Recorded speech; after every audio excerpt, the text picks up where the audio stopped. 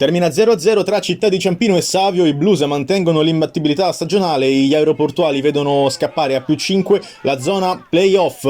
Inizia subito De Rosa con una delle sue sgasate sulla sinistra, mette palla in mezzo per Diglio, è puntuale però l'intervento del portiere di casa per mettere in calcio d'angolo. Dalla stessa zona Zamperlin serve in area Rezzesi, nessuno però riesce a toccare il pallone, rinvia la difesa del Città di Ciampino e l'azione continua con Diglio che triangola bene con compagno, calcia nel cuore dell'area di rigore, la palla si stampa sul palo, si salvano ancora i ragazzi di Mister Cestari che rischiano qualcosa anche su questo tiro di De Rosa che però termina sul fondo.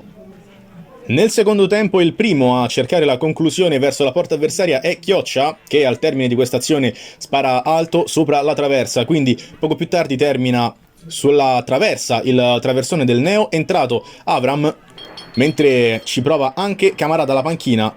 Con questa percussione personale viene però ribattuta per ben 3 volte. La sua conclusione con il destro, si chiude bene la difesa del Ciampino che poi prova a cercare il vantaggio con Pelle che rientra bene sul destro ma calcia troppo centralmente.